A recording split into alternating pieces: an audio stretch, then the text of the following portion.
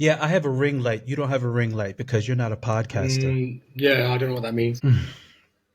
You don't know what a ring light is? Sounds a bit obscene. How can that sound obscene? Oh my God. This is a Don't ring don't show light. me. Okay, all Look, right. one of these. I was thinking Yeah, I know what you were thinking. Right. What have I got myself into this week? Hit the damn record and Hit the damn record. See, we record something.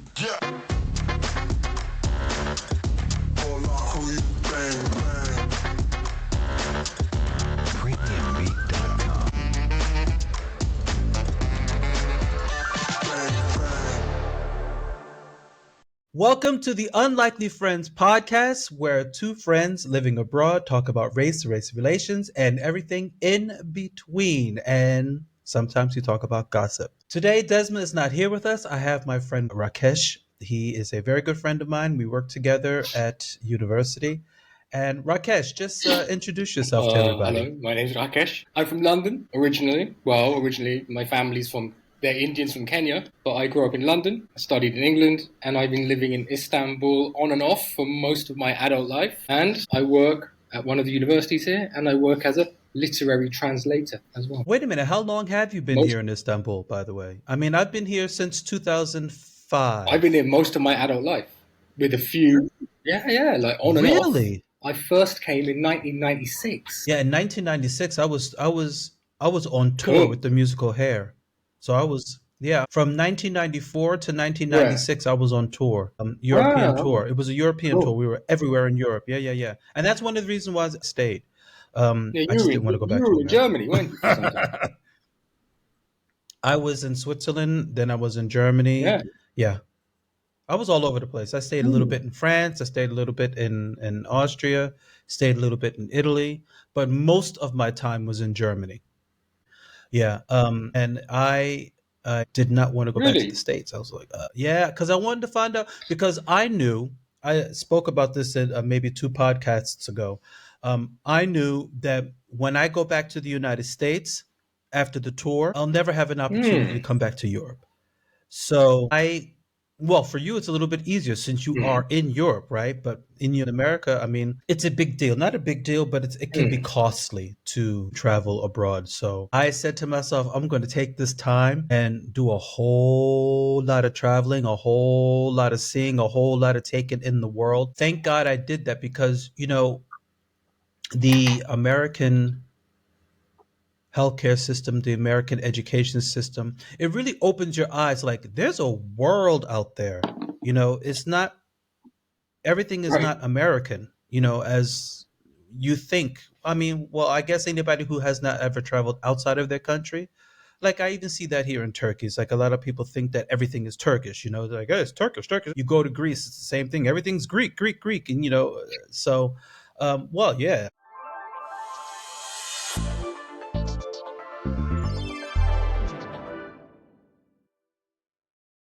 But is it true that a lot of Americans don't have a passport? Yes. Yes, I would say unexaggerated. I would say anywhere between 80 to 90% of the population don't have a passport because they don't travel. Yeah, America's okay, a I get that. huge But is it country. they can't travel or they don't want to travel? Or both? First of all, I don't think the people even have the time to travel because, not like in European countries, there is no social network. We don't get 30 days vacation. We don't get universal health care. When you get vacation time, this vacation time is like accumulated over years. And every year you probably only get like What? 2 or 3 days. Yeah. There's no such thing as vacation time in America. There really isn't. Not unless you are working for the government. It's a federal job. That's when you get vacation time. But other than If you that, you work don't get for, vacation time. Like if you're working for Amazon, Amazon is not giving you any so you're vacation working time. 5 days a week, 52 days, 52 weeks a year, Yeah. and Yeah. Some people in the United States are working two jobs. I don't want to sound facetious, but I've never been to America, but the image we have from Hollywood and watching films all our lives is land of the free, greatest country ever lived. And even here in Turkey, and I've traveled abroad, and people, when you say America, people's eyes light up. land of the free, land of opportunity. But then I hear this, and Yeah. Everybody thinks that what you see on television is how America is. And unfortunately, it's I not remember like that, speaking to unfortunately. in Um, in England, and he said to me years ago, I'm going to Dubai next week. Why? I've got I've got 2 weeks holiday. Okay, but I don't want to go on holiday. He says. I go, what do you mean? Well, the company said you've got to take your 2 weeks holiday before the end of the year. And I asked him, what do you mean? Just work? He goes, no, by law I can't. The company has to give me X number of days holiday a year by law, and I have to take them. So even if I don't go anywhere, I can't go to work. I just sit at home. So because I might as well go somewhere. There's laws in some European countries. You have to give your workers X number of days holiday a year. yeah, that happened to me in I mean, Germany. America doesn't have that, which is strange. I mean, my boss literally made me go on vacation. He says, he says, you have to go on vacation. You cannot stay 1 minute Why get out? after, you know. Yes, he says, you have to go on vacation. I'm like, yeah, but I don't feel like, I mean, he says, no, you have to. Um, I was literally forced when I was in Germany. I was working at a place called Saturn. I don't know if you know it, but everybody knows MediaMarkt. MediaMarkt is red. Hmm. Saturn is blue because it's the same company that They just sell the same split into two. It's like Aldi. It's like Aldi stuff. Okay. North and Aldi South. It's owned by the same company. Actually, Aldi were two brothers. Hmm. They were German, by the way. It's a German company. So I was working for Saturn, and my boss said to me, "You have to go on vacation." I was like, "That was the same year that um, the Twin Towers went down." 2001. Of I remember that. Was it course. 2001? It's 23 years, 24 years ago. Yeah, I was here in 2000. 2001. So yeah, 2001. 2001.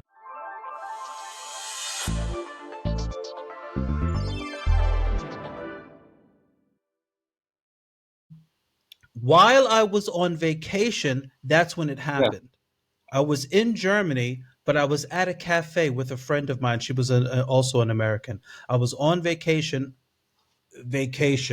in Frankfurt, um, and we were sitting at a cafe, and everybody was like, "Oh, oh, oh," and we were like, "What the hell's going on?" Because we were, chowing down, feeding ourselves.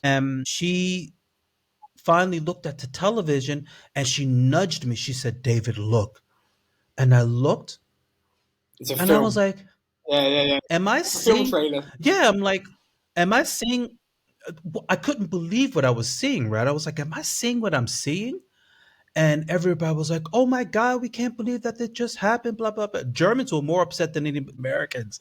Um, and when I had finally, the cafe that I was at was actually across the street from my job. I knew at my job in the television center, they always run the television 8 hours a day because they want to sell those bitches. So they happened to be on all of the televisions, all of them. They were playing it. And I went up the stairs and I was like, I couldn't believe it. I was in shock. I was in absolute shock. I was like, what? What? Who? Where? What? Anyway, and there was this Yugoslavian woman there. I think she was Serbian, if I'm not mistaken. I'm not exactly sure. I don't want to force a nationality on her. Let's just say ex Yugoslavian just to keep myself safe. She said in front of me, looking at the television, she says, it's about time that something happened to America. And everybody stopped, looked at her, and then looked at me, and then looked at her again. And I was in shock that she even said some shit like that. I was in shock that she said that. And one of the guys there, he was from Eritrea. He says, how can you say something so absolutely disgusting, knowing where you come from and knowing what happened and why you are even in this country? How can you say something so absolutely disgusting? And she says, well, it's true because America's always interfering in everybody's business. It's about time that something happened to them. And I turned around to her. I says, "So you think that the loss of innocent lives? We're not in war with anybody. We are actively peacekeeping." I says, "We're not at war with anybody." I says, "And for them to do that to innocent civilians, you think that's okay? Are you trying to equate these two But things? Is you that okay probably with you?"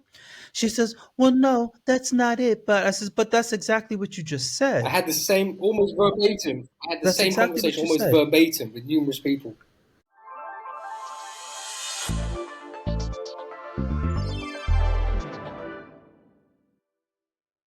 Many Hmm. of them are barely able to hide their glee.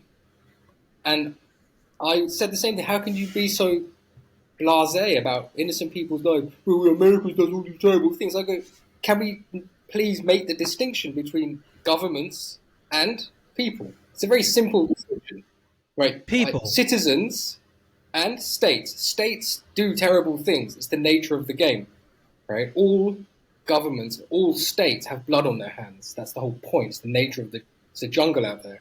But human beings who are just going to work to feed their families and pay off their mortgage and bills and whatever. That oh yeah, but they voted for it. It was exasperating.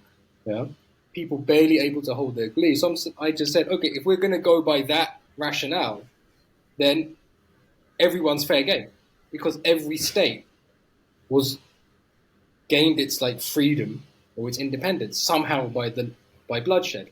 Therefore, every citizen is fair game. Right. That's not a good line of thinking in any from any angle. That is a terrible, terrible line of thinking. Exactly. And I wanted to say something to her about it, but I just dropped it. But uh, a colleague of mine said to her, he said, "You coming from an ex-Yugoslavian country, what the Serbs did to the Bosnians and all these other people," he says, "I can't believe that you have the nerve to sit here and say something." He says, "All of the civilians and all of the civilians, the children, the men, the young men that were killed by the Serbian army, and all of the women that were raped." He says, "And you turn around and you say something like that." He was just so angry, and unfortunately, that woman lost Not her because of job that. Ah, because of that. Yeah, she I mean, lost I'm her not job. justifying Yeah, what she's saying, but people. Pe- people well, did obviously, not want to work with her but after she said from what that. I gather, there is a little bit of resentment towards the United States in Serbia by some Serbians because of the NATO bombing of Belgrade during the Yugoslavian war. It's lingering. But I don't know why everybody says America. It was not only America, it Of was the course, United yeah. Nations. Yes, America has the biggest army, probably, more than likely, but it wasn't America itself. America did not declare war Hmm. on ex Yugoslavia. But there is this lazy thinking amongst many people in the world. I mean, I've had this conversation. I've had it in class. Students have said, so I hate America. And I've said, do you hate Muddy Waters? Do you hate Quentin Tarantino? Do you hate Elvis? Do you hate Robert Johnson? Do you hate Miles Davis? No, well, they're Americans. I mean, the government. I go, well, say that. Be specific. Yeah, say Don't even say Right. hate. Say I disagree with many of the policy decisions made by the various United States governments in the post-war period. Let's be specific. If you I hate America, you're talking about some poor guy Absolutely. who's begging on the street because he just lost his house, and he's well, you've got some lady working 3 jobs trying to feed her 3 children. Yeah, you can't say I hate America. You've got to be very specific. But unfortunately, America, when Yeah. to many non-Americans who live in countries that have been affected by American foreign policy or military decisions, just lazily now equate America with the foreign policy arm of the United States government. Absolutely. And that's why I always have to tell people Oh, to make that distinction. If it's United Nations, then it is United Nations, not right, United right. States. It's different. And if it's NATO, then it's NATO. Make that distinction. Yes, America and actually Turkey, I think they're the two largest military forces in NATO. I mean, come on. Come on. It is not. Yes, America has a huge influence. I'm not ever going to deny that. I'm not ever going to say that America's hands are, blood free. Absolutely not. A lot of things that can be said about American policy, but it's not America implementing these bombings or whatever it is. It's, the organization in which America belongs to, Well, which America has a huge influence on. yeah, I have but to be very there honest. also have been cases of unilateral decisions and executions by American government agencies and American forces. There have been these cases, of course, but again, one, this is the nature of the game, like international affairs. It is a jungle out there. There's very few, Politics is especially dirty. especially international Politics is politics, like dirty. domestic politics in the Western world Yeah. to a degree has checks and balances. America has its checks and balances. Well, we hope. Britain, Germany, Scandinavia, they have very well established checks and balances. But in the international realm, who's checking who? Who's balancing who? It's very free flowing, it's very fluid. And that's the nature of the game. And two, a lot of Yeah. people, I think, in the non Western world or non American world, especially those of a certain ideological bent, get a particular visceral dopamine hit from loudly proclaiming their anti Americanism because it posits them as some heroic, revolutionary, anti imperial fighter, which is good for you, mate. Good for you. Yeah. Take off the blue jeans, stop smoking a Marlboro, stop drinking Nescafe, even though that's Swiss. Get rid of the Get rid of your iPhone, put down the iPhone. hamburger, get rid of that leather jacket, give it back to the Elvis impersonator, and get real, get consistent. Otherwise,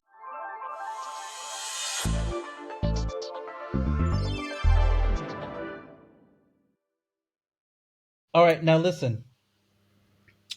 I want you to talk about or explain to the American people how is it that you have universal health care in the UK? Because you asked me about this, what was it, like 3 or 4 weeks ago, right? You asked me about this.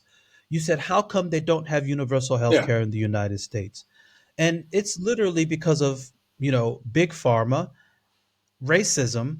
Um, I just want to say, first, racism. How Second, big how pharma. does Big pharma took racism that over. prevent the American state providing universal health care? There was a German immigrant. He was a eugenicist, and I can't remember his name. He came to the United States in the, I want to say, late 1800s, early 1900s. He came to the United States. Universal health care is a good idea, but not now. Wait until the black people die, and then we can implement it. Yeah, because he thought that black people were prone to illness. We die quicker, and all of that good stuff. And he thought that we were, physically and mentally inferior, so we would die out quicker. It's so silly. There's a whole continent of us running I mean, around. I suppose from an ideological point of view, the way I see it, the American right, especially I don't want to say far right, but the more right wing elements would be against universal health care because there seems to be this obsession with not paying taxes in the United States and this idea that the government doesn't have any right to my money and my earnings, so why should I pay for other people's Mm-mm, healthcare? I don't know. mm-mm. Is it Well, y- well, yes and no. The thing is, for especially people who refuse or don't want to, is that first of all, they are disillusioned by the government because the government has brainwashed them. Black and brown people are in need of assistance and they're lazy and this and that and the other. So they're thinking, well, if they're lazy and they don't want to work, why should I pay for their health care? which is Right. not true. It isn't true. Especially brown immigrants, they come into the United States and they are contributing to the United States. These people are not uh, criminals. These people are not on welfare system. You have more white people on the welfare system than you do black and brown people per capita in the United States, and they are disillusioned by this talking point. So that's why they say, I don't want to pay for health care for everybody else. Um, why should I? And that's where that racism element comes in, because they're thinking like this. The other thing is that Big Pharma took this ball and ran with it. They knew that they could make money off of this. So instead of paying, what I pay, $3, maybe $4 for blood pressure medicine, my sister has to pay I've heard $30. stories about And prices. it's just unreal. It's like you have to pay for an ambulance. If an ambulance ever comes to pick you up at your home, you have to pay for women have to pay to give birth in the United States. You Oh have to pay gosh. for everything. For the doctor to even look at you and shake your hand, you And the have to prices are pay. And astronomical. it's to That's me what I've that's heard. just astronomical. And then if you have a private health insurance, you're not guaranteed that the private health insurance will pay for it. And that's why that Yeah, I was CEO going to was mention that. killed.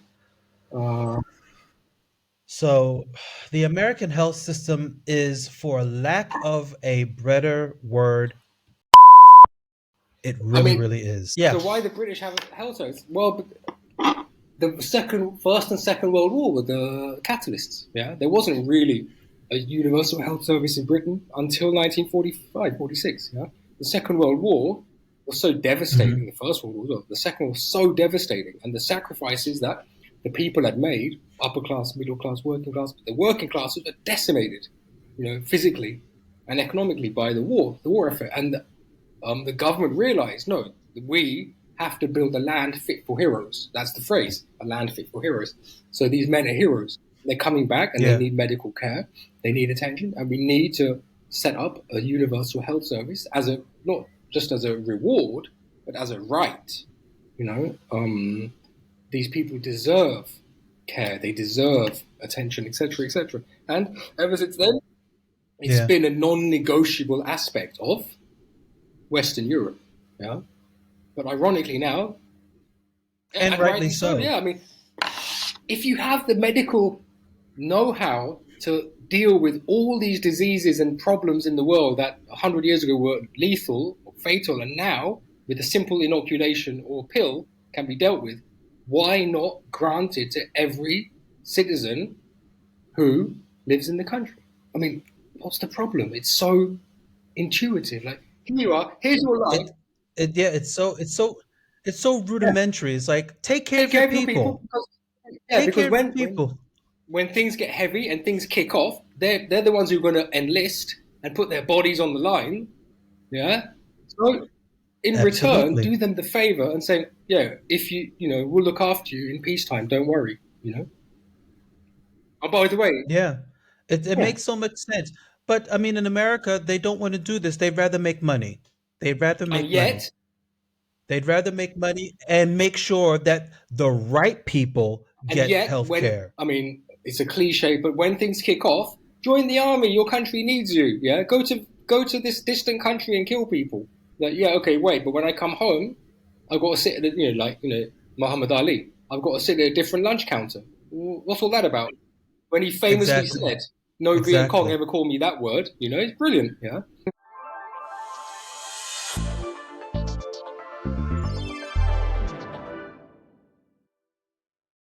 Another example as a counterpoint to American racism in America. Yeah. For example, even musically, before Elvis, music was racially determined in the United States. If you were black and you were poor and you were rural, you listened to the blues. If you were black and you were Yeah. living in the cities and you were educated or middle class, you probably listened to jazz and blues, right? If you Hmm. were black and poor Yeah. and urban in the 50s and 60s, you listened to R&B and Motown. right? And if you were black, if you were white and poor and urban, you listened to country and western, etc., etc. But Elvis came along and began to kind of Hmm. break down those barriers. But in Britain, um, the white working classes loved American rock and roll and they adored American blues. Keith Richards and Yeah, Mick Jagger. the I mean, yeah, Beatles. when the Beatles came over, I think it was John Lennon. They asked him, "What are you going to do now?" First thing I want to do is like see Muddy Waters. Yeah, they were huge fans of Little Richard, Chuck Berry. Yeah, Keith Richards and Mick Jagger bonded over old blues records. Led Zeppelin pretty much their entire Hmm. oeuvre for the first 6 years was copy and paste of Sonny Boy Williamson, right? Um, Black. Yeah. Well, I think it was, I can't remember where I heard this, but John Lennon it was either John Lennon or Paul McCartney had a talk with an American, I think it was an American soldier. I can't quite remember what that was, but they asked him, "Have you heard of blah, blah, blah? Do you listen to blah, blah, blah's music?" And the American was like, "Who's that?" Yeah, And yeah, they were appalled. They were like, "You right. don't know who your blues Of greats were? You don't course, know who they are?" They're like, "Here, they're of like course, king." It's like, of you course. don't know who they Clapton are? So they were a bit shocked. when Hendrix came over, because Chaz Chandler, Jimi Hendrix's manager, said, "Come to England, I'll make you a star. You're never going to make it in America because of your heritage, right? Your background. Yeah, come to England, you'll make it big." And he said, "Okay, cool." Well, he was half black and half He was Indian, half right? black, American quarter Indian. So Jewish. he had a Yeah, double whammy. but he came over and Yeah. Keith, Eric Clapton said, "I just wanted to give up guitar. I was so in awe of him." Jeff Beck said like it was like someone let off a bomb in our minds. Lennon and McCartney, Harrison Ringo, like, God, he's brilliant.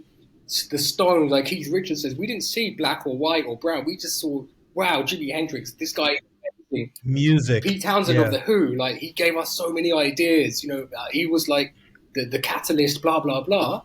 People didn't see like, oh yeah, Jimi Hendrix, famous black guitarist. They just said Jimi Hendrix, awesome new guitarist. Yeah, and then another example, Yeah. Yeah. So it is a bit different the other example, very In the United interesting, Kingdom. is That the is. punk and reggae met in the late 70s. A lot of punk bands began doing reggae covers. Punks, which was a nasty, aggressive, white, urban music, despair Yeah. and Yeah. Yeah. anger, Yeah. they got into punk big time.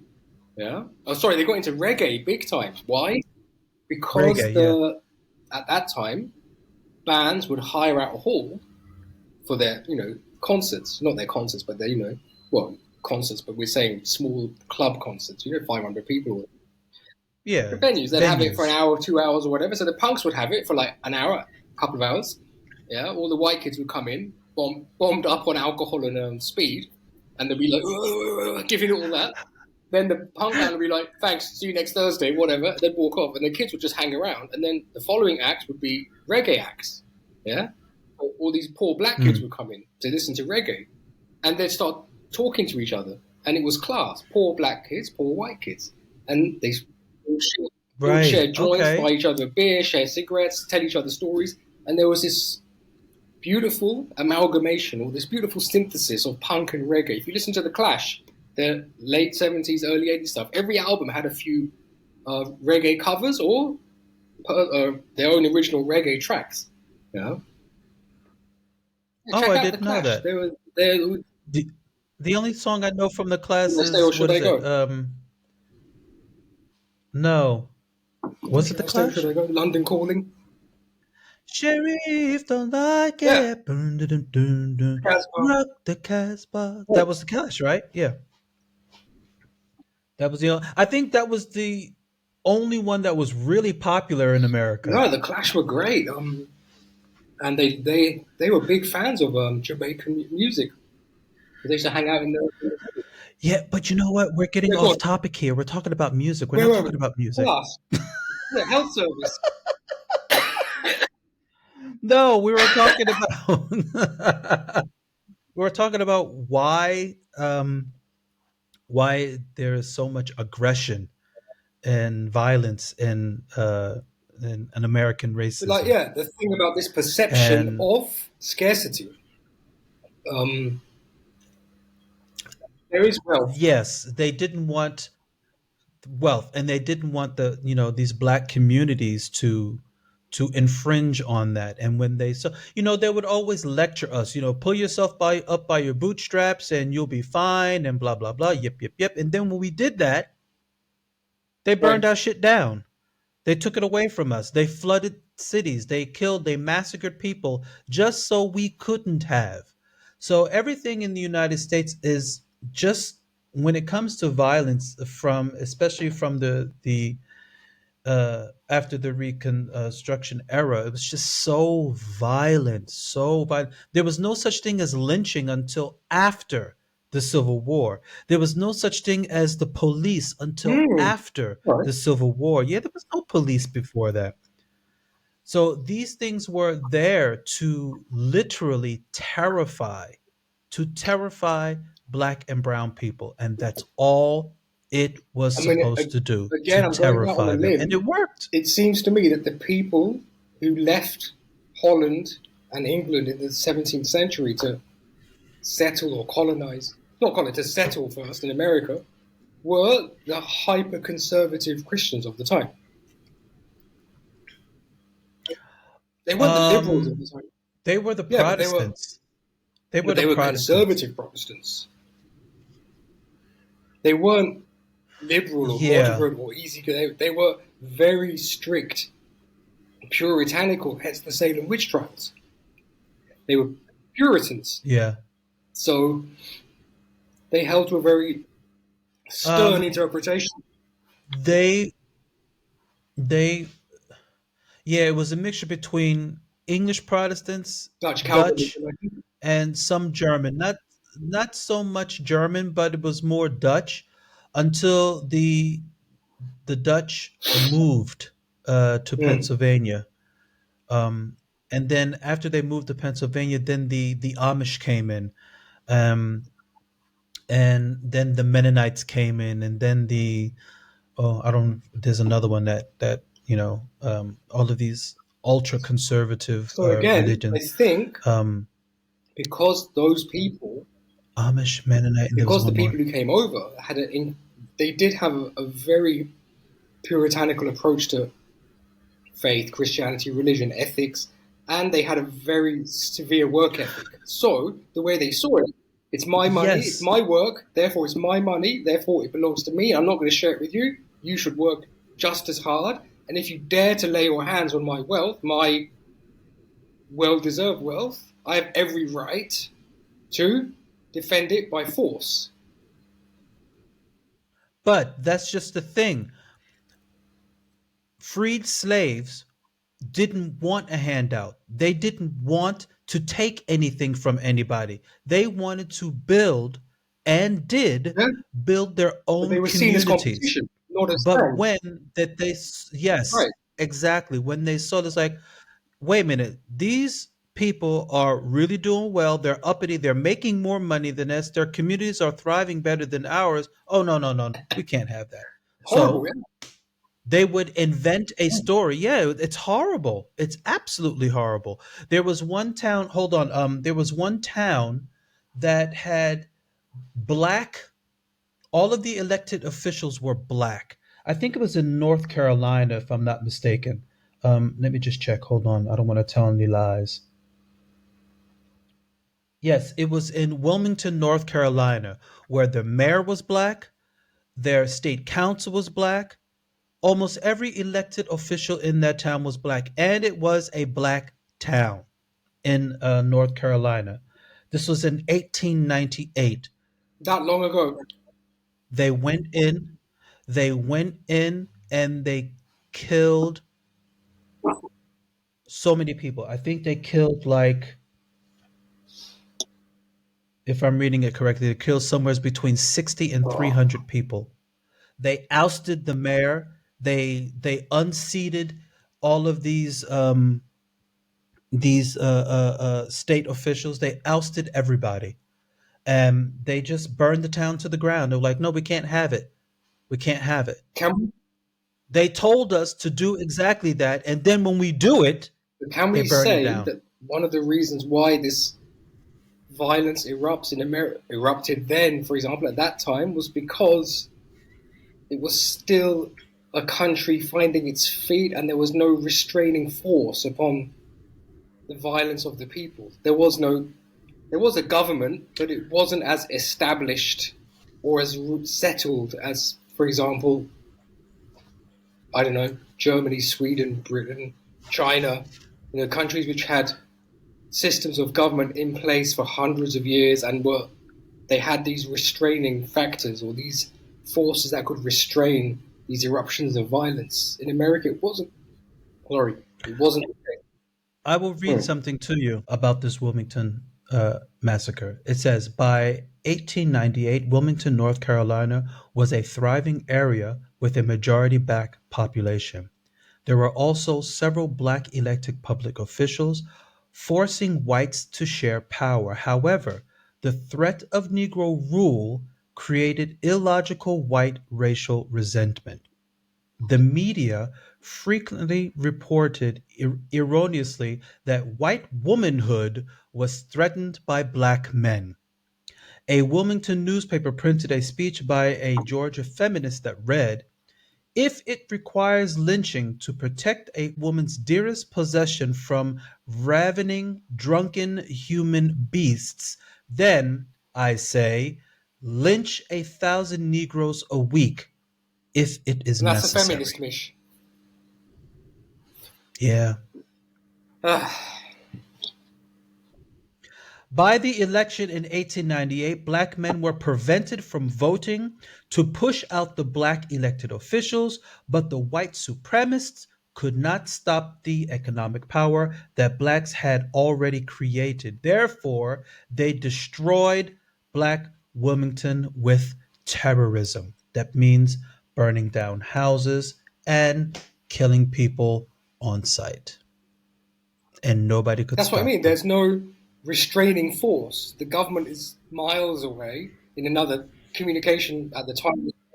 Well, no, the government wasn't miles away. The government didn't. They were like this. Did you say something? What? I I should didn't. cut my nails. I didn't Yeah, see this anything. was getting a bit long. Well, I didn't Hmm. see anything. Is I'm sorry. What'd you say? I didn't hear Looks you. like Oh, rain. okay. All right. Looks like Well, rain's coming tomorrow morning. yeah. It's. Well, we can't do anything about it now. It's already Oh yeah. done. So they turned a blind eye. Is it? Can we? So yeah, you're saying. I mean, it seems that the United States as a country and culture is built on this foundation of racial. On Well, all violence. states are, but the United States seems to be built on this foundation of racial differentiation. Um, Mm-hmm. yeah, Mm-hmm. Everything in America boils down to race. Everything. Either we have something or we don't have something, or something can be built or something can't be built. It's built on racism. Another thing is, listen to this. I had a friend of mine from the UK say to me, David, what is wrong with Americans and their damn guns? And I said to her, racism. There's no way in the world that you are going to tell a white man that he cannot have a gun. There's no way. There is no way. He believes that that is his God given right to own a gun. And he's going to damn sure own one, whether we like it or not. Never mind that children are being shot up. That's a byproduct. But it's his right to own a gun. It's his right to police. It's his this is a God red given line right. in the United States, an ideological and cultural red line, isn't it? Like the gun thing. The American It's right will ridiculous. not. Yeah, I think I've heard it many times. It's become a slogan. You'll have to prise my gun out of my dead fingers. Yeah, you pry the gun from Yeah, my cold dead this hands. is It's sick. No matter how many children get killed in the United States, no matter how many. But I tell you this, if and when it ever becomes a senator's child, a congress member's child, or if and when it ever becomes a black man who does it, or a man of color who does it, then they'll change those laws. They'll change them real quick. But as long as it's always an angry white man, for whatever reason, the shooters it's seem okay. to be It's overwhelmingly okay. of the Caucasian persuasion, from what I've seen.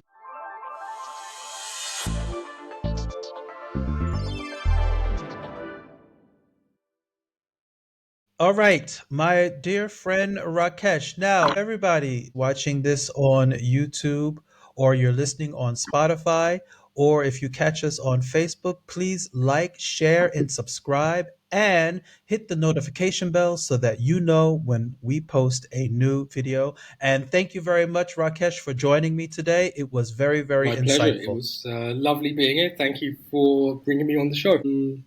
Okay, thank you very Thank much, you. my friend. Talk Thanks, to you everyone. later. All the best. Deuces.